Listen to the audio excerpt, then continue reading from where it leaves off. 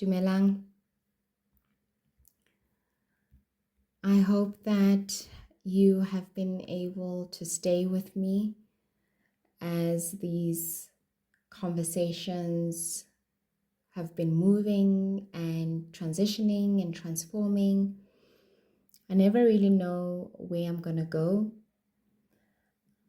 but I find that I ask myself these questions about the human experience, things that we keep coming back to. And in the last episode, I reflected on meaning and on the human search for connection, the search for something larger than ourselves. And I ended with a question: how do we recognize moments that feel larger than ourselves? And I've been thinking about that a lot, because if I look back on my life, there are moments I barely remember, years that seem blurred, ordinary days that disappeared almost as soon as they happened. And yet there are other moments I remember vividly, conversations, encounters, or the way I felt in a particular moment. Losses, moments of joy, moments of pain, moments that somehow stayed. And I found myself wondering, how do some moments remain with us? Why do some experiences continue speaking to us long after they have passed? What is it about certain moments that refuses to let them disappear? Most of us have them. Moments we can still see, we can still feel, still remember. Sometimes it is a birth, sometimes a death, sometimes a feeling we had in a particular conversation, a goodbye, a reunion, a moment of heartbreak, a moment of love, a moment when everything changes, or perhaps nothing changed at all, and yet something inside us shifted. I find that fascinating, because life gives us thousands upon thousands of moments, yet only some moments seem to imprint themselves on us, as though they carry a particular weight, a particular significance, a particular invitation even. And one of the words that come to mind when I think about these experiences is awe. Awe. Awe is difficult to define. We might say something like, I was in a moment of awe. We can't define it exactly, but most of us know when we feel it, when we experience awe, standing beneath a sky full of stars maybe, or looking out across an ocean, or standing on a mountain, or holding a newborn baby, or witnessing extraordinary kindness, or even listening to a piece of music that somehow reaches something deep within us. And we can't explain it, but we just feel something. So in those moments, we often feel both small and connected.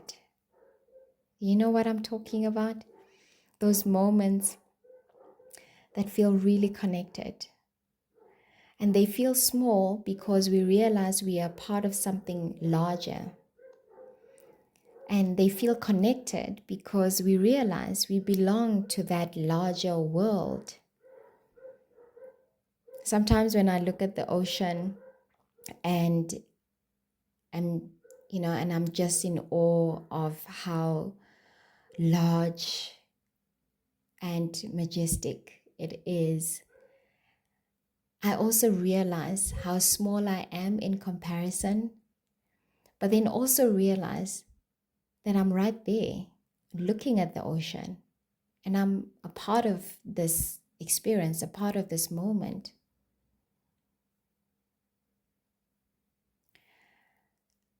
So this experience, it tends to interrupt the illusion that we stand alone, right? That we are separate.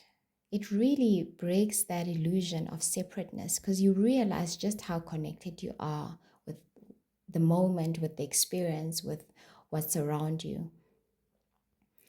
Another thing I notice about these moments is that they often pull us into the present. Somehow you realize you are in the moment, you're right there. There's something incredibly real about it.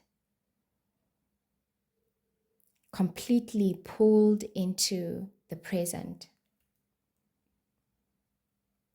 And most of us spend a great deal of time elsewhere thinking. We are thinking about yesterday, we are worrying about tomorrow, we are replaying old conversations, we are imagining future conversations. And so we are always somewhere else, right? Preoccupied. And yet, certain moments and certain experiences just seem to bring us into the present.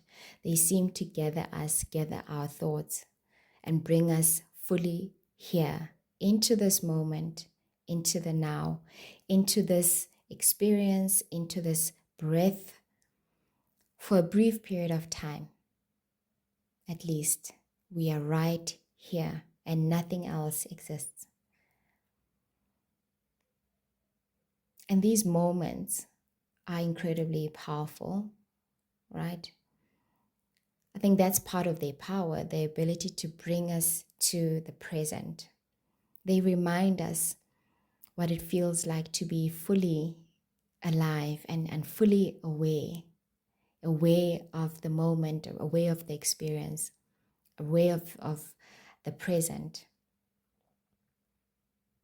I think most people have had experiences they struggle to explain, like a particular dream or an intuition or what we call coincidence, a feeling, a moment of knowing, a profound sense of connection, something that seemed meaningful, even if we could not explain why.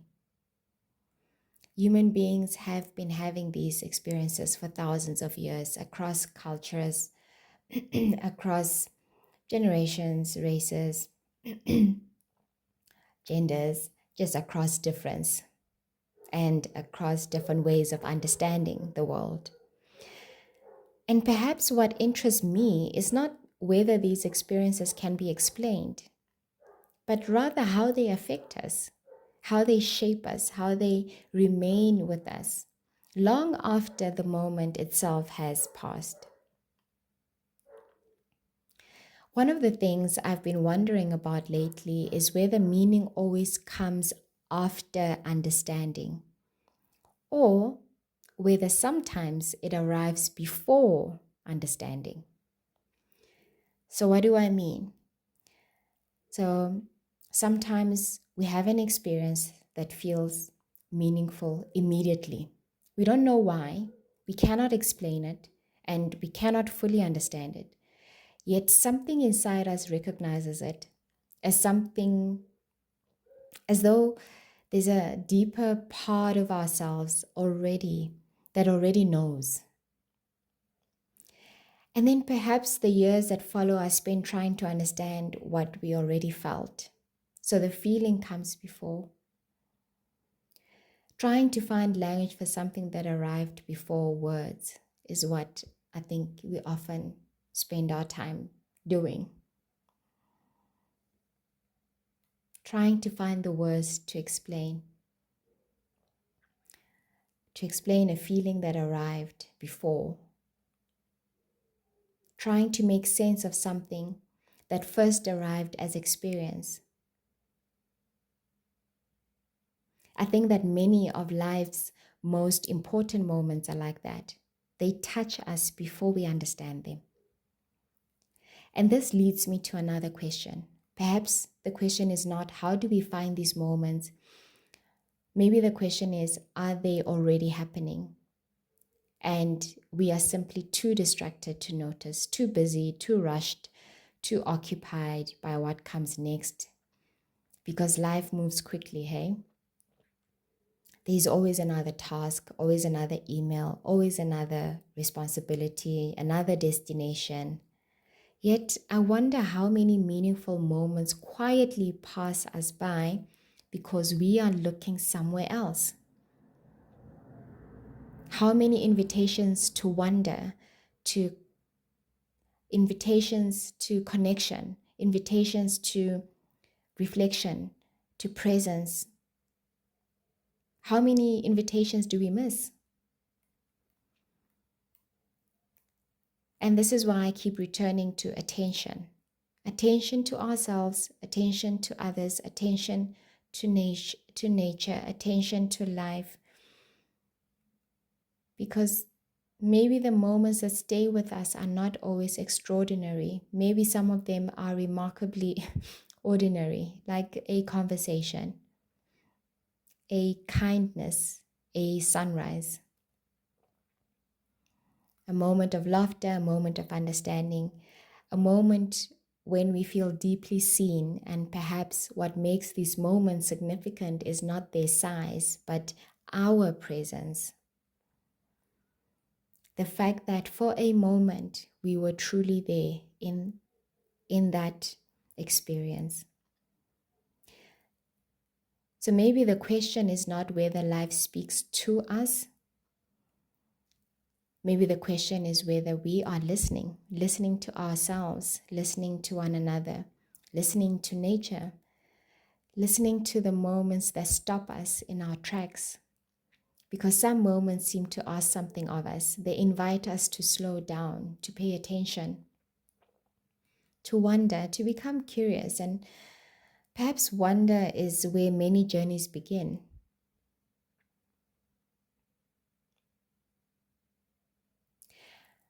I want to explore a question that has fascinated human beings, I think, for generations, and that is, how do we make sense of intuition?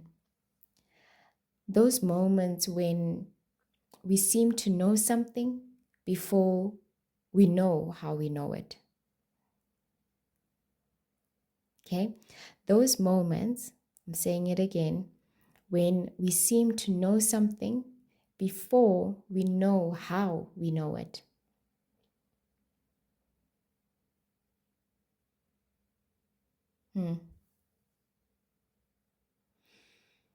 I'll see you in the next one. Lesedi Kganya.